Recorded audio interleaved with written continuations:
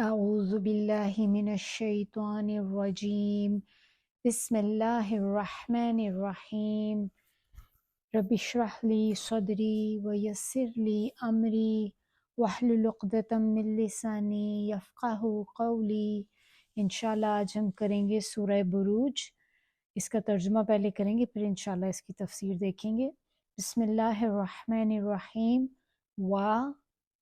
قسم، یہاں پہ واو جو ہے اور کے لیے نہیں ہے، قسم کے لیے آ رہا ہے۔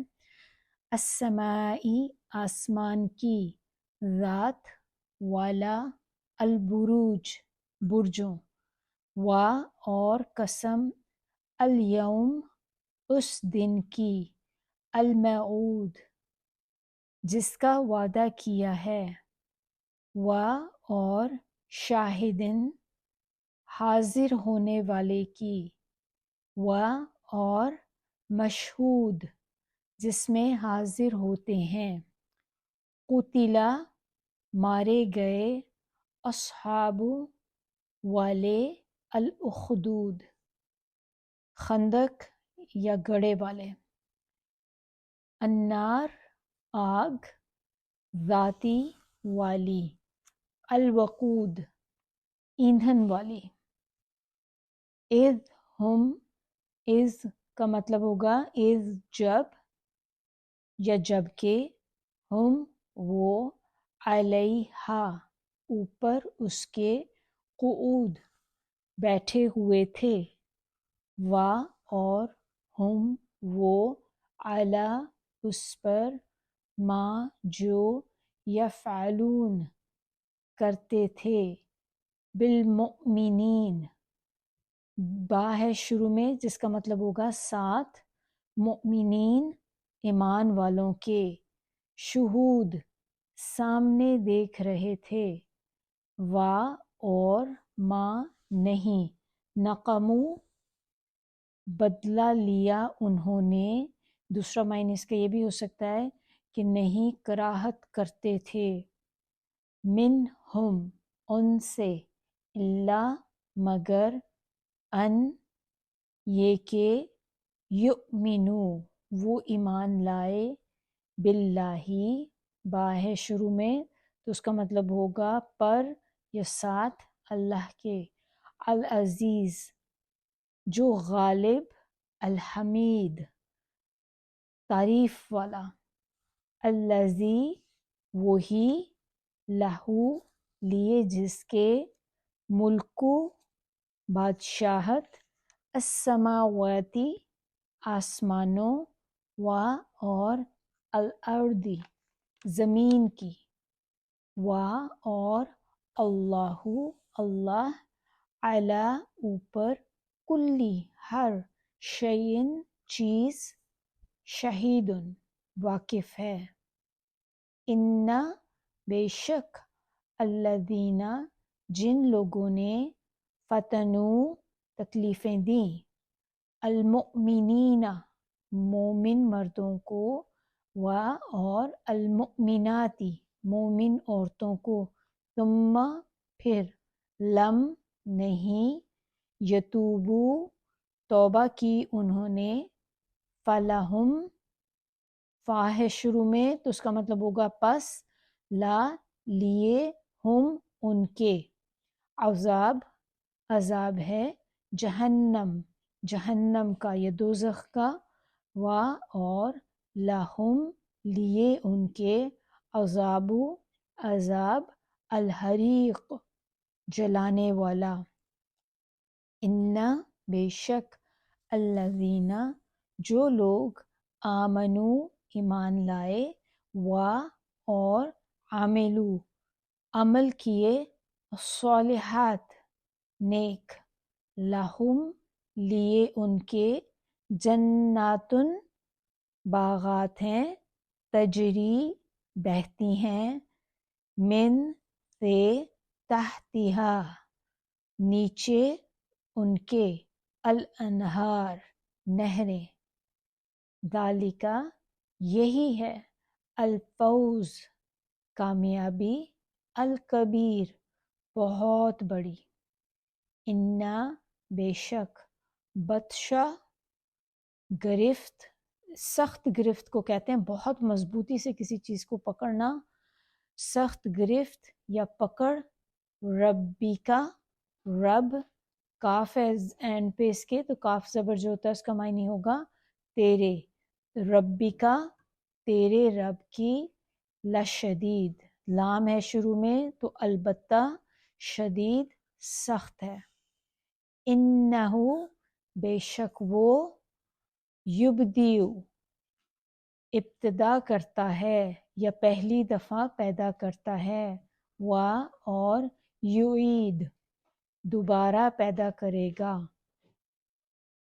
اور ہوا وہی، الغفور بخشنے والا، الودود محبت کرنے والا ہے، ذو العرش، ذو کا مطلب ہوگا والا، العرش عرش یعنی کہ عرش کا تو آپ عرشی لکھیں گے، المجید بڑی شان والا، فعال کر ڈالنے والا، لما لیے اس کے جو، یریدو وہ چاہتا ہے، حل کیا، عطا کا پہنچی، اس کے اینڈ پہ بھی دیکھیں کاف زبر ہے تو جس کا مطلب ہوگا تم کو، عطا کا کیا پہنچی تم کو، حدیثو حدیث ہوتا ہے بات، خبر یا بات، الجنود لشکروں کی، فرعون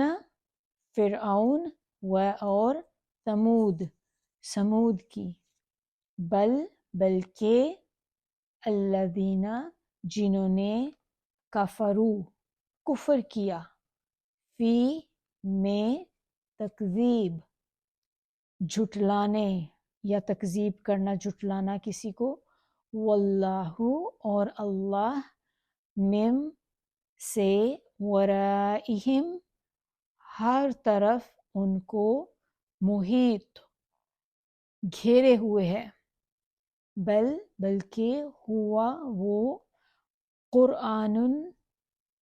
قرآن مجید بزرگی والا، عظیم الشان، فی میں لوح محفوظ ہے۔ اب انشاءاللہ اس کی تفسیر کی طرف آتے ہیں۔ بسم اللہ الرحمن الرحیم، سورۃ البروج۔ سورۃ البروج جو ہے اس کا سب سے پہلے ہم دیکھیں گے کہ یہ کون سے ٹائم پیریڈ میں نازل ہوئی تھی، تو یہ وہ والا ٹائم تھا جب یہ سورہ بیسکلی مکی سورہ ہے، اور یہ اس ٹائم پہ نازل ہوئی تھی کہ جب ظلم و ستم پوری شدت کے ساتھ برپا تھا، اور کفار مکہ مسلمانوں کو سخت سے سخت سزا دینے کے لیے عذاب دے دے کر ان کو ایمان سے پھیرنے کی کوششیں کر رہے تھے۔ تو اب آپ کے ذہن میں کہا جانا چاہیے کہ یہ وہ والا ٹائم پیریڈ ہے جب مسلمانوں پہ بہت زیادہ تکالیف ان کے اوپر ڈالی جا رہی تھیں، صرف اس وجہ سے کہ وہ اسلام لے کر آ رہے تھے۔ تو اس کا سبجیکٹ ہم لوگ دیکھ لیتے ہیں کہ کیا ہے۔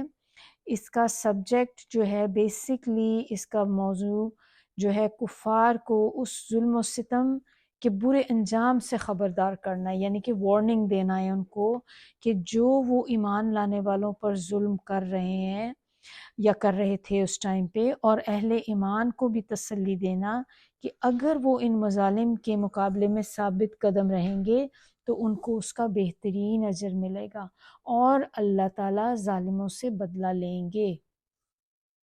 اور اس کے اندر ہم دیکھیں گے ابھی اس کے جو شان نزول ہے اس میں ہم دیکھیں گے واقعہ ایک ہے بہت انٹرسٹنگ، اس کو واقعے کو کہا جاتا ہے اصحاب الاخدود، یعنی کہ خندق والے جو ہیں نا، تو وہ واقعہ ہوگا انشاءاللہ، اس کو بھی ہم ابھی دیکھتے ہیں، لیکن پہلے ہم یہ دیکھ لیں کہ وہ جو واقعہ ہمیں بتایا گیا ہے اس کے شان نزول میں، اور اس کی کیا جو تھیں اس کی چند امپورٹنٹ پوائنٹس جو ہیں وہ ہم لوگ یہاں پہ دیکھ لیتے ہیں۔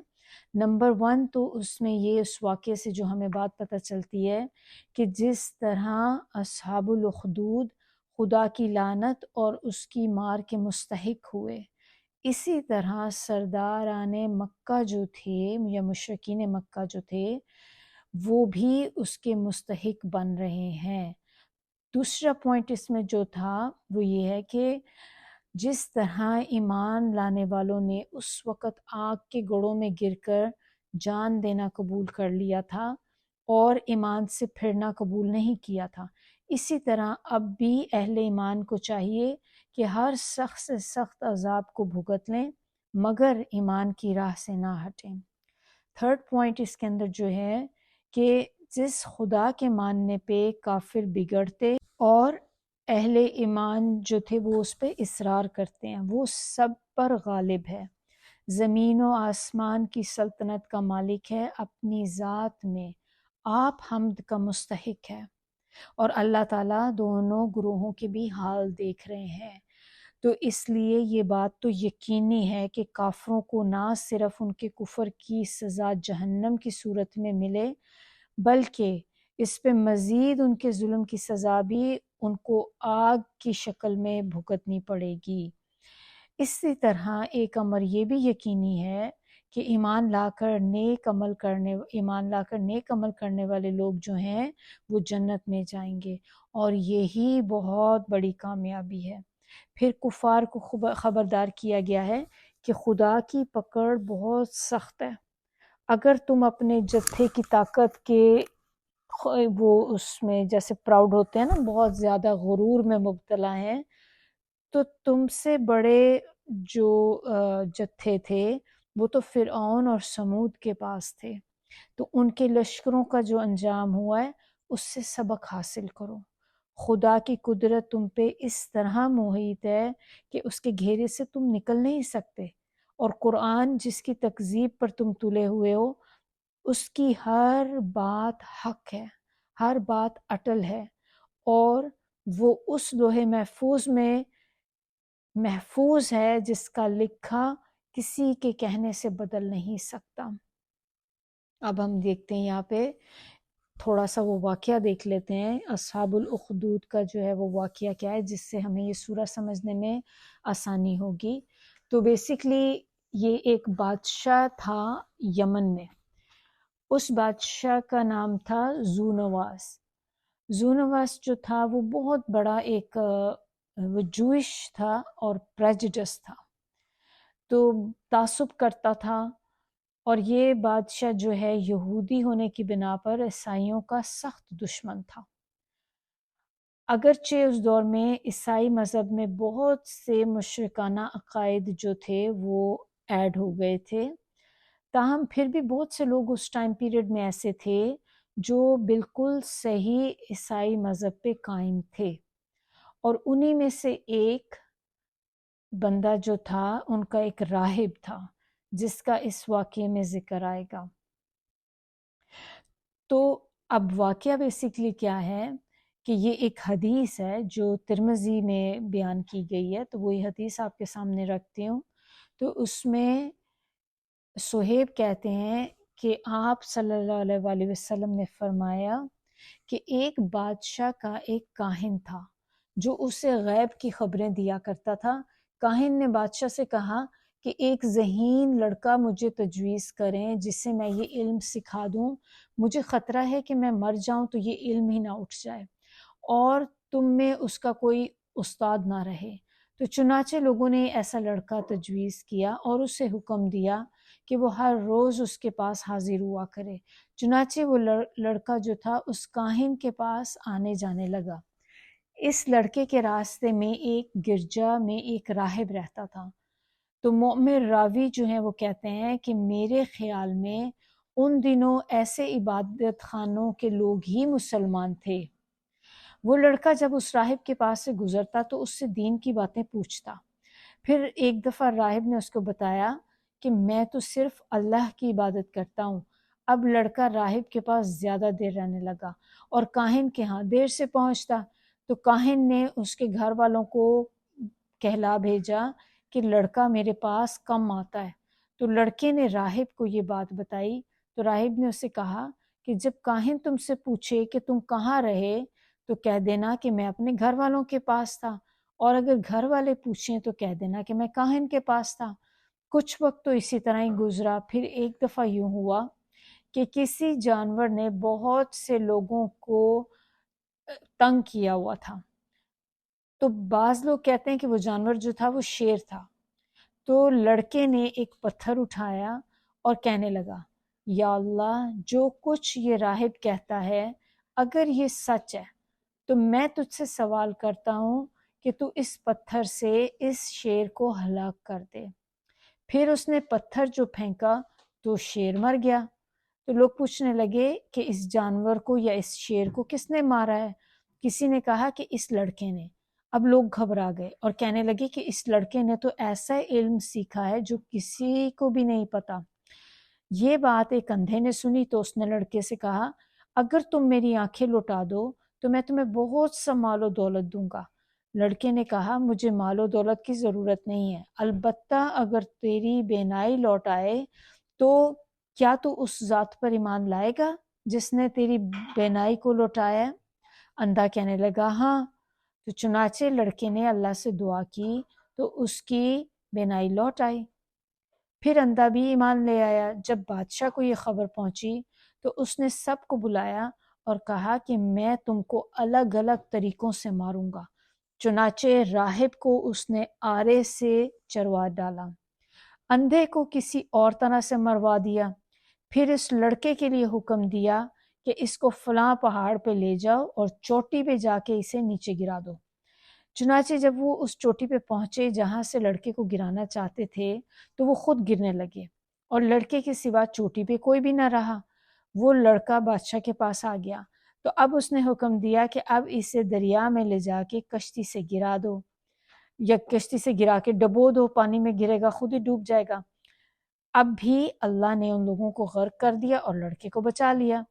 अब लड़का फिर बादशाह के पास आ गया और आके कहने लगा कि अगर तुम मुझे मारना चाहते हो तो उसकी सिर्फ एक सूरत है कि मुझे सूली पे लटका कर तीर मारो और तीर मारते वक्त यूं कहो, अल्लाह के नाम से जो इस लड़के का परवरदिगार है।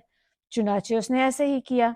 फिर लड़का सूली चढ़ा दिया गया और फिर उसने ये कह के तीर मारा, अल्लाह के नाम से जो इस लड़के का परवरदिगार है। चुनाचे जब लड़के को तीर लगा तो उसने अपना हाथ अपनी कंपटी पे रखा और मर गया। अब लोग कहने लगे कि ये लड़का तो वो इल्म जानता था जो किसी को भी मालूम नहीं, हम इस लड़के के परवरदिगार पर ईमान लाते हैं। तो लोगों ने बादशाह से कहा कि तुम तो 3 आदमियों की मुखालफत से घबरा गए थे, अब ये सारे लोग तुम्हारे मुखालिफ हो गए। फिर बादशाह ने बड़ी बड़ी खंदकें खुदवाई और उसमें लकड़ियां डाल के आग लगा दी।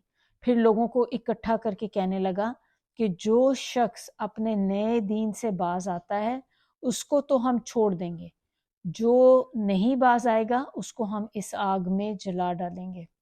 फिर वो मोमिनों को उन खंदकों में डालने लगा। आप सल्लल्लाहु अलैहि वसल्लम ने फरमाया, इसी बारे में अल्लाह ताला ने फरमाया, हलाक हुए खंदकों वाले, वो आग थी बहुत ईंधन वाली।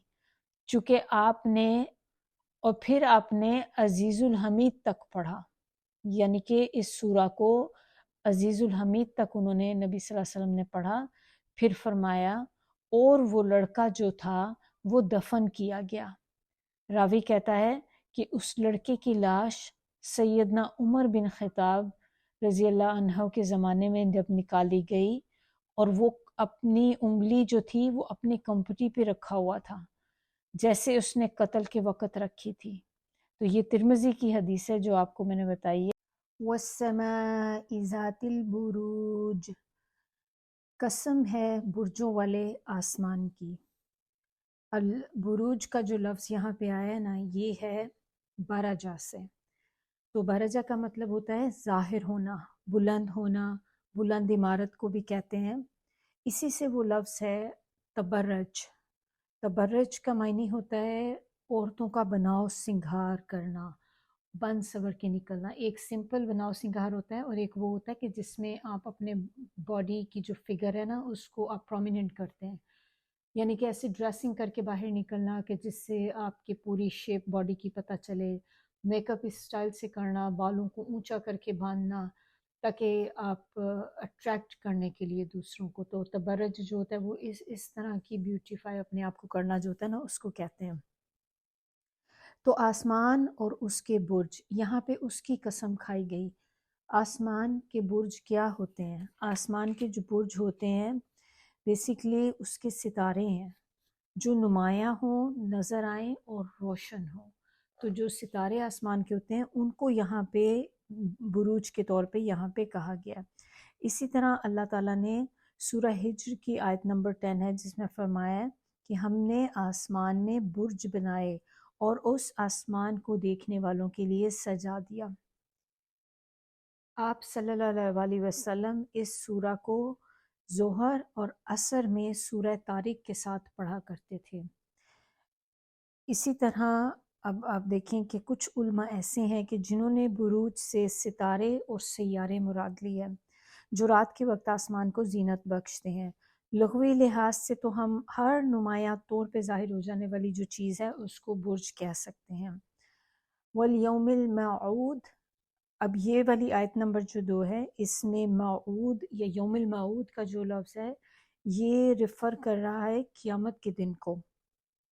اور اسی سے آپ اگلی والی دیکھیں جو ہم نے پیچھے شروع میں والسمائی پڑھا ہے نا، وا جو ہے میں نے آپ کو بتایا تھا قسم کا ہے، تو یہی واو جو قسم کا ہے وہ آیت نمبر 2 پہ بھی آئے گا اور یہی آیت نمبر 3 پہ بھی آئے گا۔ تو پہلے میں ہم نے پڑھا تھا قسم ہے آسمان کی برجوں والا ہے، پھر ہم دوسرے میں کیا دیکھتے ہیں کہ قسم ہے قیامت کے دن کی، پھر تھرڈ میں وہ شاہدیں و مشہود، اور قسم جو شاہد کا مطلب کیا ہوتا ہے؟ دیکھنے والا، دیکھنے والے کی، اور مشہود جسے دیکھا جائے گا۔ تو یہ 3 قسمیں ہیں جو یہاں پہ ہمیں پتہ چل رہی ہیں۔ اب اس میں جو شاہد ہے قیامت کے اعتبار سے، کیونکہ ہم نے پیچھے بات پڑھی آیت نمبر 2 میں کہ قیامت کا دن ہوگا، تو اس کے حساب سے اگر آپ ملا کے دیکھیں تو یہ شاہد جو آ رہا ہے آیت نمبر 3 میں یہ کون ہوگا؟ جس کے بارے میں نے آپ کو بتایا کہ دیکھنے والے کو کہتے ہیں شاہد، تو دیکھنے والے کی قسم۔ تو اس میں کچھ چیزیں ہیں۔ نمبر 1 تو خود اللہ تعالیٰ ہوں گے اس میں، کہ اللہ تعالیٰ دیکھ رہے ہیں سب کچھ، اور قیامت کے دن بھی دیکھیں گے، اور دنیا میں بھی آپ دیکھیں کہ جو کچھ ہو رہا ہے اللہ تعالیٰ سب کچھ دیکھ رہے ہیں، اللہ خود گواہ ہے اس پہ۔ پھر اس میں نمبر 2 چیز آ جاتی ہے کہ آپ صلی اللہ علیہ وسلم گواہ ہوں گے ان چیزوں پہ۔ پھر نمبر 3 اس میں ہے شہداء۔ پھر آپ اگلی دیکھیں اس میں زمین بھی آ جاتی، زمین بھی گواہی دے گی۔ پھر اس سے اگلی بات انسان کا اپنا جسم، ہر انسان کے ساتھ جو فرشتے لگے ہیں وہ بھی گواہی دیں گے۔ پھر نماز، روزہ، قرآن، یہ سب چیزیں بھی گواہی دیں گی کہ ہم نے ان کے ساتھ کیا کیا۔ اب اگلا ورڈ ہے مشہود۔ مشہود ہے کہ جس کو دیکھا جائے گا، تو یعنی کہ جس کے اوپر گواہی دی جائے گی، تو وہ کس کے اوپر گواہی دی جائے گی؟ وہ بیسیکلی انسان کے اوپر گواہی دی جائے گی۔ پھر اس پہ دن پہ بھی گواہی دی جائے گی۔ تو دن کون سا ہے؟ کہتے ہیں مشہود سے مراد یوم عرفہ کا بھی دن ہے، کہ اس کو بھی آپ دیکھیں کہ جس کو دیکھا جائے گا۔ یوم عرفہ کا دن تو دیکھتے ہیں نا ہم، ہر جب بھی آپ دیکھیں کہ حج کا مہینہ آتا ہے تو اس میں یوم عرفہ کے دن سارے لوگ وہاں پہ اکٹھے ہوتے ہیں، اس دن کو دیکھتے ہیں۔ اسی طرح جمعے کا دن بھی کچھ علماء نے کہا ہے کہ مشہود میں جمعے کا دن بھی ہو سکتا ہے۔ پھر اسی طرح ہر وہ چیز جیسے کہ ایک فیئر لگتا ہے نا، فیئر ہوتے ہیں جیسے کمیونٹی فیئر ہیں یا کوئی بھی میلہ وغیرہ اردو میں جس کو کہتے ہیں، جہاں پہ سارے لوگ اکٹھے ہوتے ہیں، ایگزیبیشنز بھی ساری اسی کے اندر آ جاتی ہیں۔ پھر اس کے بعد اگلی آیت میں، آیت نمبر 4 میں ہمیں کیا بتایا جا رہا ہے؟ 3 قسمیں یہاں پہ کھائی گئیں، اور 3 قسموں کو کھانے کے بعد جو بات بتائی جا رہی ہے وہ بتا رہے ہیں کہ قتل اصحاب الاخدود، یعنی کہ مارے گئے اصحاب اخدود۔ اور اصحاب اخدود جو تھے یہ کون تھے؟ کہ جنہوں نے خندق میں لوگوں کو جلایا تھا۔ اخدود جو ہے اخدود بیسیکلی کہتے ہیں خندق کو، ٹرینچ، اور ایک یہ ایسی ٹرینچ یا ایسی خندق جو لمبائی میں ہو، بہت زیادہ لمبی ہو اور گہری ہو، گہرا گڑھا یا لمبا، بالکل ایک ڈیپ گڑھا نہیں ہوتا بیسیکلی، جیسے ایک سرکل آپ ویل کی طرح کریں وہ نہیں ہے، بلکہ یہ ایک لانجیٹیوڈنل آپ اس کو کہہ لیں کہ لمبائی میں ہو اور گہرائی میں بھی ہو، تو اس میں وہ خدود کے اندر آ جاتا ہے۔ پھر جو اس میں فرسٹ اس کا جو ورڈ ہے نا قتیلا، تو قتیلا کا مطلب جو ہوتا ہے نا، اس کے معنی دو طرح کے ہوتے ہیں۔ ایک معنی ہوتا ہے جو دعائیہ ہوتا ہے، اور ایک اس کا معنی خبریہ ہوتا ہے۔ تو اگر ہم دعائیہ کی سینس میں لیں، جیسے ہم دعا مانگتے ہیں نا بیسیکلی، تو اس سے یہ ورڈ ہے دعائیہ۔ تو دعا کی صورت میں اگر آپ اس کو لیتے ہیں تو پھر اس کا کیا معنی ہوا کہ ان کے خلاف بد دعا دی جا رہی ہے۔ اور اگر ہم اس کو خبر کی صورت میں لیتے ہیں تو پھر اس سے ہمیں پتہ چلتا ہے کہ جیسے بتایا نا قتیلا، یعنی کہ خبر دی جا رہی ہے ان کے بارے میں، کن کے بارے میں؟ اصحاب الاخدود، اور یہ وہی لوگ ہیں جن کے بارے میں ہم نے اس سورہ کے سٹارٹ میں جو واقعہ آپ کو میں نے بتایا تھا، جن لوگوں نے خندقیں بنائی پھر خندقوں میں لوگوں کو جلایا، تو یہ ان لوگوں کی بات ہو رہی ہے جنہوں نے جلایا تھا مومنوں کو۔ تو یہ بات کلیئر ہونی چاہیے۔ اب یہ بات ہے کہ جو خندقوں کا اللہ تعالیٰ نے یہاں پہ ذکر کیا ہے خاص طور پہ، تو وہ خندقیں کیا تھیں؟ تو خندقیں تھیں، اگلی آیت نمبر 5 میں دیکھیں اللہ تعالیٰ بتا رہے ہیں النار، وہ آگ کی تھیں، ذات الوقود، جس کے اندر ایندھن سے بھری ہوئی تھی، وہ ایندھن تھا یعنی کہ جلتی ہوئی آگ تھی، لکڑیاں تھیں جو جل رہی تھیں، اور اتنی تپش تھی اس آگ کی کہ کہتے ہیں کہ اس نے بعد میں یہ آگ اتنی زیادہ پڑ گئی تھی کہ اس نے بعد میں ان لوگوں کے گھروں کو بھی جلا کر راکھ کر دیا جن لوگوں نے اس میں حصہ لیا تھا۔ اور کہتے ہیں کہ اس علاقے میں جہاں پہ یہ خندقیں بنائی گئی تھیں، آج تک وہاں پہ اس آگ کے نشان ہیں، یعنی کہ ریمننٹس آپ کہہ لیں کہ اس کے ابھی بھی وہاں پہ ملتے ہیں، کہ وہ جو راکھ اس وقت بنی تھی، اس راکھ کی ایک طرح سے آپ کہہ لیں وہ کیلسیفائی ہو گئی، تو کیلسیفائی ہو کے اس کی لیئرز بن گئی ہیں وہاں پہ، اور وہ ابھی بھی آپ کو اسی طرح ہی ایک لیئرز کی صورت میں وہاں پہ نظر آتی ہیں۔ تو ایسا نہیں ہے کہ وہ جگہ بالکل صاف ہو گئی ہے، دے اسٹل اس کے اثر جو ہیں وہ اللہ تعالیٰ نے پریزرو کیے ہیں وہاں پہ۔ اب اگلی آیت میں دیکھیں، اذ ہم علیہا قعود، اور وہ اس کے کنارے پہ بیٹھے ہوئے تھے، یعنی کہ وہ اس پر بیٹھے ہوئے تھے یا اس کے قریب بیٹھے ہوئے تھے۔ قعود کس کو کہتے ہیں؟ سب سے پہلے تو یہ دیکھیں کہ کون بیٹھے ہوئے تھے۔ یہ وہ لوگوں کی بات ہو رہی ہے کہ جو لوگ تماشا دیکھنے کے لیے آئے ہوئے تھے۔ ایک تو وہ لوگ تھے جنہوں نے آگ لگائی تھی، آگ جلائی تھی، اس میں حصہ لیا تھا۔ پھر ایک کچھ لوگ وہ بھی ہوتے ہیں جو اس کا سارا تماشا دیکھنے کے لیے بیٹھے ہوتے ہیں۔ اس میں وہ لوگ بھی ہو سکتے ہیں جنہوں نے آگ خود لگائی تھی، اور اس میں وہ بھی ہو سکتے ہیں جنہوں نے آگ تو نہیں لگائی تھی لیکن جسٹ وہ ایک یہ سین دیکھنے کے لیے وہاں پہ آئے ہوئے تھے کہ سب بیٹھ کے مل کے یہ تماشا دیکھ رہے ہیں جلنے کا۔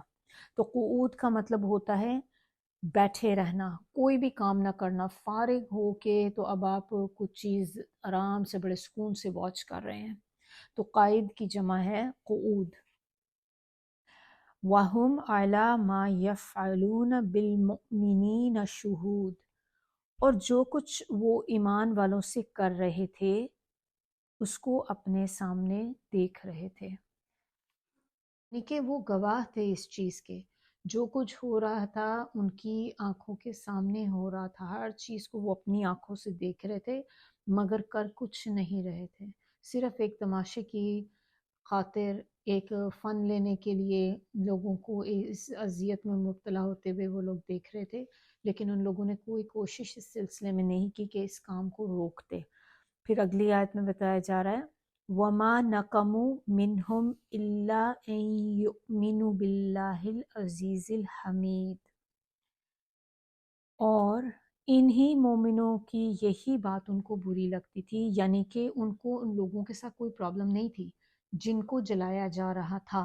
تو یہ جو بیٹھ کے تماشا دیکھ رہے تھے، ان لوگوں کو جلائے جانے والوں سے کوئی گلا شکوہ، کوئی مسئلہ نہیں تھا، سوائے ایک بات کے کہ وہ اللہ پر ایمان کیوں لے کر آئے ہیں، اس اللہ کے اوپر جو ہر چیز پر غالب ہے۔ العزیز کا مطلب ہوتا ہے غالب، غلبے والا، اور الحمید کا مطلب ہوتا ہے، دونوں اللہ تعالیٰ کے نام ہیں، اور حمید کا مطلب ہوتا ہے قابل تعریف، کہ اللہ کچھ کرے یا نہ کرے وہ پھر بھی قابل تعریف ہے، اس کی ہر چیز اللہ کی جو ہے وہ تعریف کے قابل ہے۔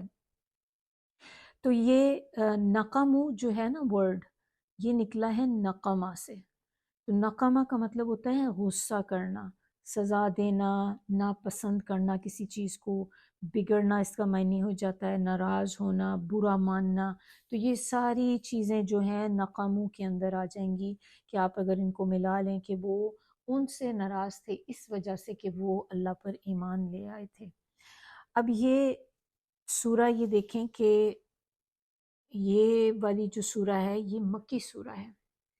تو یہاں پر جب یہ بتایا جا رہا ہے یہ ساری باتیں بتانے کا، اس سورہ میں اگر آپ دیکھیں یہ سارا جلنے کا ذکر اور اصحاب الاخدود کا بھی جو واقعہ سارا بتایا گیا ہے، اس کی ریزن کیا ہے کہ آپ یہ دیکھیں مکی سورہ تھی، تو ان دنوں میں نے آپ کو بالکل بگننگ میں بتایا تھا کہ سورہ جو تھی اس کا ٹائم پیریڈ کیا تھا جب یہ نازل ہوئی ہے۔ تو میں نے آپ سے کہا تھا کہ جب بہت زیادہ مظالم بڑھ گئے تھے، دین جو تھا وہ اللہ نبی صلی اللہ علیہ وسلم نے اس کی اشاعت شروع کر دی تھی، دین کو لوگوں تک پہنچانا شروع کر دیا تھا، تو اس پہ جو مشرکین مکہ تھے وہ مسلمانوں کے دشمن بن گئے تھے، اور وہ بھی مسلمانوں کو طرح طرح سے عذاب پہنچانے کی کوشش کرتے تھے، ان کو تکلیفیں پہنچاتے تھے۔ تو اسی میں آپ لوگوں نے شاید اس کو پڑھا ہوگا کہ ہماری سیرہ سے جو ہمیں پتہ چلتا ہے کہ وہ کچھ لوگوں کے ساتھ تو ایسے کرتے تھے کہ ان کو لپیٹ دیتے تھے، چٹائیوں کے اندر لپیٹ کر پھر ان کو دھواں دیا جاتا تھا۔ پھر اور بعض لوگ تو ایسے تھے کہ جن کو وہ کیا کرتے تھے کہ کوئلوں پہ ان کو لٹا دیتے تھے، اور پھر وہ جل جل کے سکن اوپر سے جل جاتی تھی، پھر ان کے اندر جو فیٹ ہوتی تھی وہ فیٹ جب میلٹ کرتی تھی کوئلوں پہ پڑتی تھی تو کوئلے بجھتے تھے۔ تو اتنا ظلم ان لوگوں نے کیا ہے، تو جلانے والا، کیونکہ یہ بھی تو دیکھیں جلانے والی تکلیف وہ لوگ مشرکین مکہ جو تھے وہ دے رہے تھے، تو ان کو یہ بتایا جا رہا ہے اور ان کے ساتھ باقی سارے لوگوں کو جو اس ٹائم پیریڈ میں تھے بتایا جا رہا ہے کہ یہ دیکھو کہ جو کچھ یہ ہو رہا ہے یہ صرف آپ ہی کے ساتھ نہیں ہو رہا، اور یہ پہلے بھی ہو چکا ہے، پہلے بھی لوگوں کے ساتھ ایسے مظالم کیے گئے ہیں، اور اس چیز کے اوپر آسمان گواہ ہے، قیامت کا دن گواہ ہے، اور گواہی جو یہ ساری جو ہوں گی گواہی دیں گی چیزیں اس دن اصحاب الاخدود کے بارے میں کہ انہوں نے یہ ظلم کیا۔ تو اللہ تعالیٰ ایک طرح سے یہاں سے تسلی بھی ہے ان لوگوں کے لیے کہ دیکھیں صرف آپ ہی کے ساتھ نہیں ہو رہا، پہلے بھی ہو چکا ہے۔ اور اس کے بعد جو بات ان کو یہاں پہ بتائی جا رہی ہے کہ اصحاب الاخدود جو ہیں ان کی پکڑ ضرور ہوگی، تو اس سے جو ہوتا ہے کہ آپ میں تھوڑی سی تسلی آتی ہے مسلمانوں میں، یا وہ جو ایمان والے لوگ ہوتے ہیں۔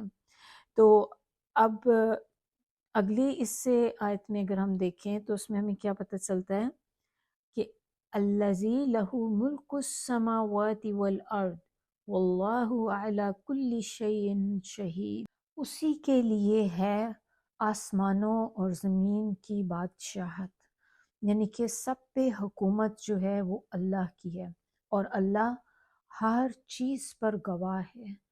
جو کچھ بھی ہو رہا ہے اس دنیا میں، یا گزر چکا ہے یا ابھی بھی ہو رہا ہے یا آگے بھی ہوگا، اللہ ہر چیز پہ گواہ ہے۔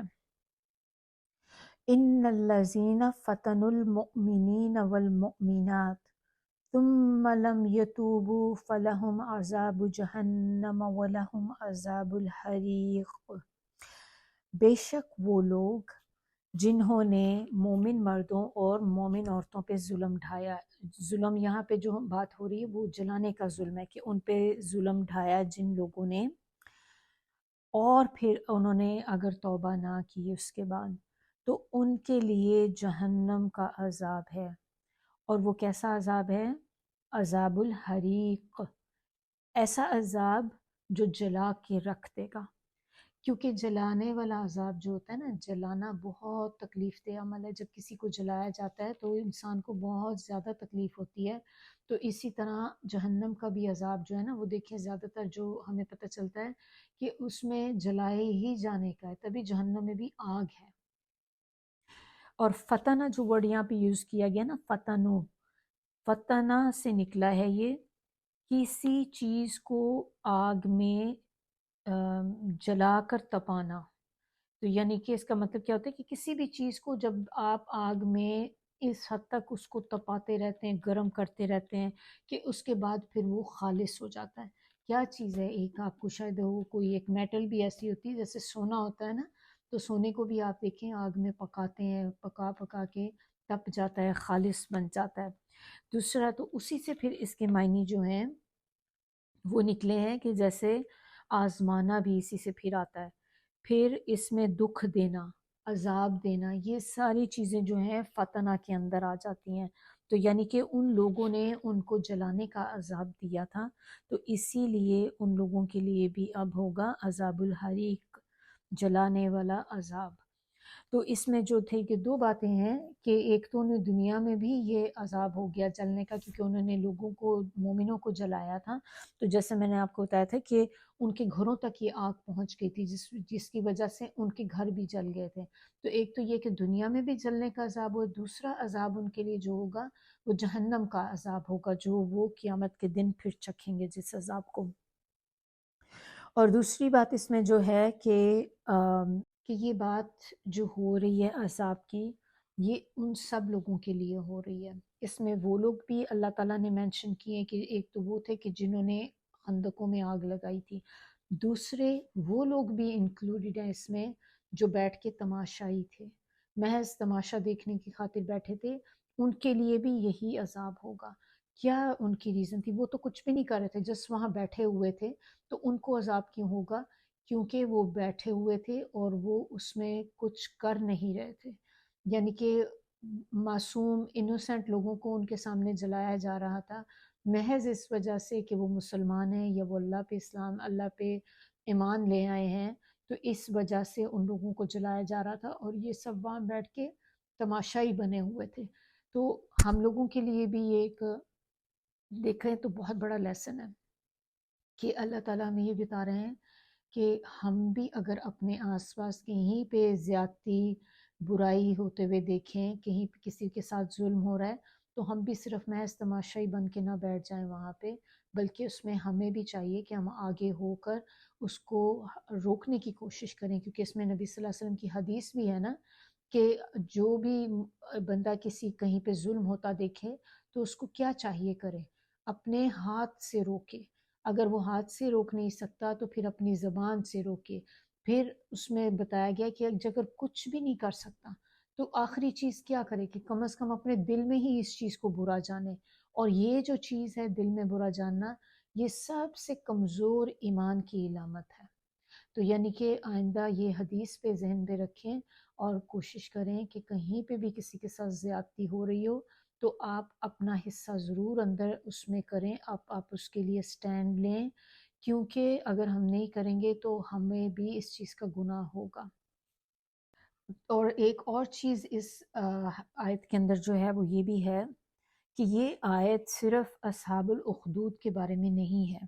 یہ والی جو آیت ان الذین فتنوا المؤمنین والی آیت نمبر 10، بیسکلی اس کے ذریعے اللہ تعالیٰ نے کفار مکہ جو تھے ان کو بھی وارننگ دی ہے، اور ان کے ساتھ ساتھ رہتی دنیا تک جتنے بھی لوگ ہیں یہ سب کو یہ بتایا جا رہا ہے کہ جو بھی کوئی مومن مردوں، مومن عورتوں کے ساتھ اس طرح سے تکلیفیں پہنچائیں گے، ان کو عذاب دیں گے صرف اس وجہ سے کہ وہ اللہ پر ایمان لے کر آئے ہیں، تو ان کا بھی یہی انجام ہوگا۔ یعنی کہ قرآن تو آپ کو پتہ ہے نا کہ قیامت تک کے لیے ہم سب کے لیے یہ کتاب بھیجی گئی ہے، تو اس میں ہر ایک کے لیے لیسن ہے کہ جو بھی اس طرح کا کام کرے گا تو اس کا اینڈ جو ہوگا وہ عذاب الحریق ہوگا۔ تو اللہ تعالیٰ ہم سب کو اس سے محفوظ رکھے۔ پھر اس کے بعد آگے والی آیت جو ہے آیت نمبر 11 میں خوشخبری دی جا رہی ہے ان لوگوں کو جن کو جلایا گیا تھا۔ اب ان کے بارے میں کیا کہا جا رہا ہے؟ ان الذین آمنوا وعاملوا الصالحات لهم جنات تجری من تحتها الانہار ذالک الفوز الکبیر۔ اب اس میں ان کو کیا خوشخبری دی جا رہی ہے کہ جن لوگوں نے اللہ پر ایمان لے کر آئے، انہوں نے نیک اعمال کیے، تو ان کے لیے اللہ تعالیٰ ایسے باغات میں ان کو رکھیں گے جہاں پہ نہریں بہتی ہوں گی، اور یہی بہت بڑی کامیابی ہے۔ ذالک الفوز الکبیر، فوز جو ہوتا ہے وہ ایسی کامیابی ہوتی ہے جس میں انسان آگ سے بچ جائے۔ تو اللہ تعالیٰ اگر کسی کو آگ سے بچا کر، یعنی کہ اس میں ایک ڈوبا بھی نہ دیا جائے، کیونکہ کہتے ہیں نا کہ ہر بندہ اس نے جس نے ایک دفعہ اپنی زندگی میں دل سے کلمہ پڑھ لیا تو وہ الٹیمیٹلی جنت میں داخل ہوگا، لیکن اس نے جو گناہ بھی ساتھ ساتھ کیے ہیں، اپنے گناہوں کی تو اس کو سزا ملے گی، تو اس سزا کے لیے جہنم میں ڈالا جائے گا۔ جب وہ سزا پوری ہو جائے گی تو وہاں سے نکال کر جنت میں ڈال دیا جائے گا، تو وہ اینڈ پہ تو وہ بھی جنت میں چلا گیا، تو وہ والا جانا جنت میں جو ہوگا وہ فوز نہیں ہوگا۔ فوز ایسی کامیابی ہوتی ہے کہ جس میں آپ جہنم میں جا رہے تھے یا آپ کے چانسز تھے کہ اللہ تعالیٰ جہنم میں ڈال دیں گے، لیکن آپ کو اینڈ ٹائم پہ بچا لیا گیا، اور آپ اس میں بالکل بھی آپ اس میں انٹر نہیں ہوئے کہ اللہ تعالیٰ نے آپ کو اس میں گرنے سے پہلے ہی آپ کی بخشش کر دی اور آپ جنت میں چلے گئے۔ وہ والی کامیابی جو ہوتی ہے اس کو کہتے ہیں فوز الکبیر یا فوز العظیم، بھی کچھ جگہ پہ آیا ہے۔ اللہ تعالیٰ ہم سب کو ایسی کامیابی عطا کرے، اللہ تعالیٰ ہم سب کو فوز الکبیر عطا کرے۔ ہم سب میں سے کسی کو بھی اللہ تعالیٰ کبھی بھی جہنم کی ایک ہلکی سی جو آپ کہہ لیں کہ ایک سپارک بھی ہے، اللہ تعالیٰ ہمیں وہ بھی نہ کبھی دکھائے۔ تو یہ اتنی بڑی کامیابی اللہ تعالیٰ نے ان کو دی، کس وجہ سے دی؟ اتنی بڑی ان کو کامیابی ملی اور یا اللہ تعالیٰ نے اجر اس چیز کا دیا ان کو، یہ ان کے ثابت قدمی کی وجہ سے کہ وہ ثابت قدم رہے۔ ثابت قدمی آپ دیکھیں کتنی بڑی ہے کہ ان کے سامنے اتنی شدید آگ جلائی گئی تھی اور ان سے بار بار یہی کہا جا رہا تھا کہ تم اگر اپنے اس دین سے باز آ جاؤ تو تمہیں بچا لیا جائے گا، لیکن اگر تم اسی پہ ڈٹے رہے تو تم اس آگ میں جلا دیے جاؤ گے۔ لیکن وہ لوگ اپنے دین سے نہیں ہٹے، وہ جل گئے سب کے سب، لیکن اپنے دین سے نہیں پھرے، اور یہی استقامت جو تھی جس کی وجہ سے اللہ تعالیٰ نے ان کو فوز الکبیر عطا کیا۔ اب اس کے مقابلے میں آگے کیا بتایا جا رہا ہے؟ ان بطش ربک لشدید، کہ بے شک تیرے رب کی پکڑ بہت شدید ہے۔ بطشہ کا جو لفظ ہے نا، یہ ہے ایسی پکڑ جو بہت ہی سخت اور مضبوط ہوتی ہے، کہ جس کو آپ ایک دفعہ پکڑ لیں وہ پھر چیز آپ کے ہاتھ سے چھوٹ نہیں سکتی، ایسی پکڑ کو کہتے ہیں۔ تو اللہ تعالیٰ جب پکڑنے پہ آتے ہیں نا تو پھر اللہ کی جو پکڑ ہے اس سے کوئی چھڑا نہیں سکتا اس انسان کو۔ اِنَّهُ هُوَ يُبْدِئُ وَيُعِيدُ، بے شک وہی ہے جو پہلی بار پیدا کرتا ہے اور وہی ہے جو لوٹ کے لائے گا۔ یبدی جو ہوتا ہے نا، اس کا مطلب ہوتا ہے ابتدا کرنا کسی چیز کی، یعنی کہ اس کو بالکل بگننگ سے سٹارٹ کرنا، بگننگ سے کسی چیز کو پیدا کرنا۔ اور یعید کا مطلب ہوتا ہے پھیر کر لے کر آنا، واپس لوٹ کے لے کے آنا، انسان کو مرنے کے بعد دوبارہ جو اٹھانا، وہ بھی یعید ہے۔ تو انسان، اللہ تعالیٰ اگر پہلی دفعہ انسان کو پیدا کر سکتا ہے تو وہ اس کو دوبارہ بھی واپس لے کے آ سکتا ہے۔ وَهُوَ الْغَفُورُ الْوَدُودُ، اور اب پیچھے ہم نے دیکھا کہ اللہ تعالیٰ کی پکڑ بہت شدید ہے، اور یہاں پہ بتایا جا رہا ہے کہ وہی ہے، وہ اللہ غفور بھی ہے، یعنی کہ بخشنے والا بھی ہے، مغفرت کرنے والا بھی ہے، اور ودود بھی ہے۔ ودود کا مطلب ہوتا ہے بہت زیادہ محبت کرنے والا، اور ودود نکلا ہے لفظ ود سے۔ ود کا مطلب ہوتا ہے پیور لو، خالص محبت اس کو کہتے ہیں۔ تو ایک طرف تو وہ بہت پکڑنے والا ہے، اور دوسری طرف اللہ تعالیٰ بہت زیادہ محبت کرنے والے بھی ہیں۔ ذو العرش المجید، ذو العرش المجید جو ہے اس کا مطلب ہے کہ عرش کا مالک، اور مجید کا مطلب بہت شان والا، بزرگی والا۔ مجید لفظ جو ہے مجد سے نکلا ہے، مجد کا مطلب ہوتا ہے بزرگی، وہ ذات جو سب کو اپنے کرم اور فضل سے نوازے۔ مجید اور چیز کس کے لیے آتا ہے؟ ایک تو اللہ تعالیٰ کی خاصیت ہو گئی مجید، دوسری یہ صفت جو ہے کس کی ہے؟ قرآن میں بھی ہم پڑھتے ہیں نا، قرآن مجید کہتے ہیں، تو قرآن کے ساتھ بھی کہ قرآن جو ہے بہت عظمت والا اور بزرگی والا ہے۔ تو چونکہ ہے کس کا کلام؟ اللہ کا کلام ہے نا، اللہ کا ڈائریکٹ کلام ہے، تو جیسے اللہ کی ذات ہے اسی طرح اللہ کے الفاظ بھی ہمارے لیے جو ہیں اسی طرح بزرگی والے ہیں، یہ قابل احترام ہے۔ فعال لما یرید، جو کچھ چاہے وہ اس کو کر ڈالے، یعنی کہ کر گزرنے والا ہے جو بھی وہ چاہے، کون اس کو روک سکتا ہے؟ جو اللہ چاہے گا وہ کرے گا، اور وہ کر سکتا ہے کیونکہ اس کی طاقت ہے، کائنات اس کی ہے، سارے کائنات کا رب وہ ہے، جو پوری یونیورس ہے اس کا چلانے والا کون ہے؟ اللہ کی ذات۔ تو اللہ تعالیٰ جو کرنا چاہتا ہے وہ کر لیتا ہے، اور زبردست کرنے والا بھی ہے۔ حل اتاک حدیث الجنود، کیا آئی تمہارے پاس خبر؟ کس کی خبر؟ لشکروں کی۔ تو اللہ تعالیٰ یہاں پہ اب بتا رہے ہیں کہ تمہارے پاس لشکروں کی خبر آئی۔ کس کے پاس تھے لشکر؟ لشکر جو ہمیں ہسٹری سے اگر پتہ ہو، قرآن سے بھی ہمیں پتہ چلتا ہے کہ آیت نمبر 18 میں وہی بتایا جا رہا ہے، فرعون کے لشکر، و ثمود، اور سمود کے لشکر۔ اور یہ باتیں کیوں بتائی جا رہی ہیں؟ اگزامپل کے لیے، سبق سیکھنے کے لیے، کہ دیکھو ان کے بھی لشکر تھے، ذرا غور و فکر تو کرو اس چیز میں کہ ان کے لشکروں کا کیا انجام ہوا ہے، کیا کیا ہے اللہ تعالیٰ نے ان کے ساتھ۔ فرعون جو تھا اس کو بھی اپنی جو سلطنت تھی نا اس کی، کیونکہ اس کا لشکر بہت بڑا تھا، تو اس کو اتنا غرور اپنے لشکر پہ تھا، اور اسی طرح جو قوم سمود بھی ہے وہ بھی اپنے آپ کو بہت طاقتور سمجھتے تھے۔ انہوں نے تو کیا کیا ہوا تھا کہ ان کے پہاڑ جو تھے، ماؤنٹینز جو تھے، ان کو کارو کر کر کے ان کے اندر گھر بنائے ہوئے تھے پورے، بلکہ کہنا چاہیے کہ جو ماؤنٹینز کے اندر انہوں نے پورے کے پورے ایک سٹی بنائے ہوئے تھے۔ تو کبھی اس کو کبھی گوگل کر کے دیکھیں تو آپ امیزڈ ہو جاتا ہے انسان کہ کس طریقے سے انہوں نے اس کو بنایا ہوا تھا، کہ پورا ایسے لگتا ہے چھوٹا سا دروازہ ہے پہاڑ میں، لیکن جیسے ہی آپ اس سے اندر انٹر ہوتے ہیں پورا ایک سٹی ہے، انڈر گراؤنڈ سٹی جیسے ایک ہوتے ہیں نا، تو اس طرح سے ماؤنٹین کے اندر انہوں نے پورا کا پورا شہر بنایا ہوا ہے، اور اس کے اندر لوگوں کے گھر ہیں، بازار بنے ہوئے ہیں، تو اس طرح کی چیزیں۔ اور وہ دونوں اسی وجہ سے غرور میں تھے کہ ہمارے پاس تو اتنی طاقت ہے، ہمارا اتنا بڑا لشکر ہے، تو ہمارا کوئی کیا نقصان کر سکتا ہے، اور ہم سے بڑھ کے تو کوئی بھی نہیں۔ تو یہ غرور ہی جو تھا، اس غرور کی وجہ سے انہوں نے اللہ کے آگے سرکشی کرنی شروع کر دی، اور جس کی وجہ سے اللہ تعالیٰ نے ان کو تباہ کر دیا۔ تو پھر ان کا جو لشکر تھا، یہ جو ان کی طاقت تھی، کوئی بھی چیز ان کے کام نہیں آئی۔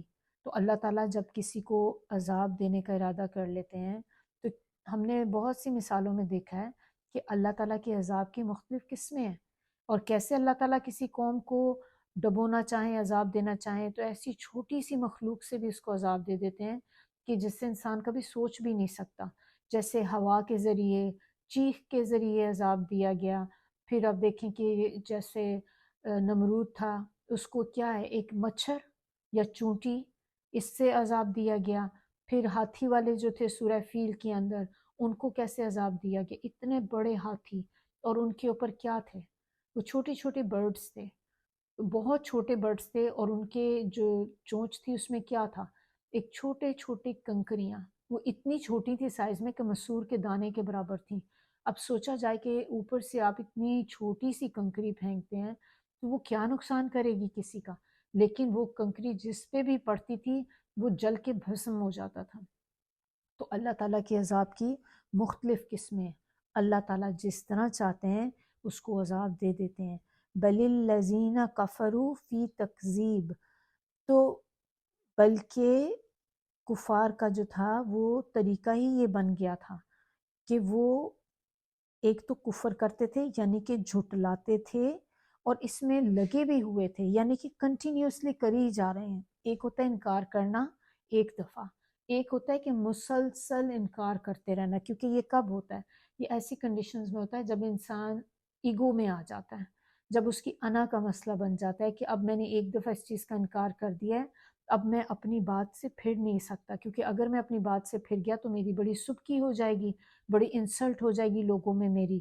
تو انسان پھر اپنی اس چیز کو سپورٹ کرنے کے لیے کنٹینیوسلی اسی چیز پہ لگا رہتا ہے کہ وہ بار بار پھر اسی کے ساتھ اپنی بات کو سپورٹ کرنے کے لیے وہ کبھی ایک چیز غلط کرے گا، پھر دوسری چیز غلط کرے گا، اور اس میں پھر چلتا ہی چلا جائے گا.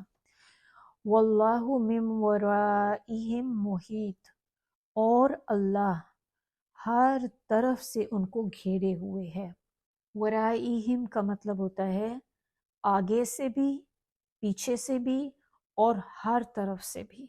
محیط کا مطلب ہوتا ہے گھیرے ہوئے، احاطہ کرنا کسی چیز کا. یہ تو ہم اردو میں بھی لفظ جانتے ہیں نا، احاطہ کرنا، کسی چیز کو جاننا، اس کا ایک اندازہ لگانا، آئیڈیا لینا، اس چیز کو اپنے آنکھوں کے سامنے آپ کسی چیز کو فوکس کر کے رکھتے ہیں جیسے، تو اس کو کہتے ہیں کہ میں نے اس چیز کا احاطہ کیا ہوا ہے. تو اسی طرح اللہ تعالیٰ نے ہر چیز کا احاطہ کیا ہوا ہے، چاہے وہ آگے سے ہے، پیچھے سے، اوپر سے، نیچے سے، ہر طرف سے کوئی بھی چیز اللہ سے چھپی ہوئی نہیں ہے. بل ہوا قرآن مجید، بلکہ یہ قرآن بلند پایا ہے. قرآن جو ہے یہ بہت بزرگی والا ہے. فی میں لوح محفوظ، لوح محفوظ میں ہے. یعنی کہ لوح جو ہوتا ہے نا، وہ کہتے ہیں تختی کو، ایسی تختی جس پہ کچھ چیز لکھی ہوئی جاتی ہے، جس پہ کچھ لکھا جائے. لوح اینڈ محفوظ، محفوظ کا مطلب ہے بڑی حفاظت والی جگہ پہ ہے. تو یہ لوگ جس قرآن کو جھٹلانے کے در پہ ہو رہے ہیں تو وہ تو بہت بڑی بلند شان والا ہے. جس کو جھٹلا دینا ان کے بس کا روگ نہیں ہے. البتہ اپنی اس حرکت کی وجہ سے، یہ جو انکار کرنے کی حرکت ہے نا ان کی، انکار کرنا اور کنٹینیوس انکار کرنا، اس کی وجہ سے وہ نقصان کس کا ہوگا؟ قرآن کا تو نہیں ہوگا، اللہ کا بھی نہیں ہوگا، ان کا اپنا نقصان ہوگا، اور وہ خود تباہ ہو جائیں گے اس صورت میں. کیونکہ قرآن کا لکھا ہوا اٹل ہے، قرآن کی لکھی ہوئی ایک ایک چیز برحق ہے. اللہ تعالیٰ نے اس کو ایسی لوح محفوظ میں رکھا ہے جہاں تک کسی کی رسائی نہیں ہو سکتی، اور ہر طرح کے رد و بدل سے، ہر طرح کی ترمیم و تنسیخ سے قرآن جو ہے وہ پاک ہے. کوئی بھی اس میں چینجز لے کر نہیں آ سکتا، کیونکہ اللہ نے اس کتاب کو حفاظت سے رکھا ہوا ہے. یہاں پہ یہ ہماری سورہ ختم ہوتی ہے. سبحانک اللہم و بحمدک، نشہد ان لا الہ الا انت، نستغفرک و نتوب الیک. سبحان ربک رب العزت عما یصفون وسلام علی المرسلین والحمد للہ رب العالمین. ربنا تقبل منا انک انت السمیع العلیم وتب علینا انک انت التواب الرحیم. السلام علیکم ورحمۃ اللہ وبرکاتہ. أعوذ بالله من الشيطان الرجيم. بسم الله الرحمن الرحيم. والسماء ذات البروج واليوم الموعود وشاهد ومشهود. قتل أصحاب الأخدود النار ذات الوقود إذ هم عليها قعود وهم على ما يفعلون بالمؤمنين شهود. وما نقموا منهم إلا أن يؤمنوا بالله العزيز الحميد الذي له ملك السماوات والأرض والله على كل شيء شهيد. إن الذين فتنوا المؤمنين والمؤمنات ثم لم يتوبوا فلهم عذاب جهنم ولهم عذاب الحريق. إن الذين آمنوا وعملوا الصالحات لهم جنات تجري من تحتها الأنهار ذلك الفوز الكبير. إن بطش ربك لشديد إنه هو يبدئ ويعيد وهو الغفور الودود ذو العرش المجيد فعال لما يريد. هل أتاك حديث الجنود فرعون وثمود بل الذين كفروا في تكذيب والله من ورائهم محيط. محيط بل هو قرآن مجيد في لوح محفوظ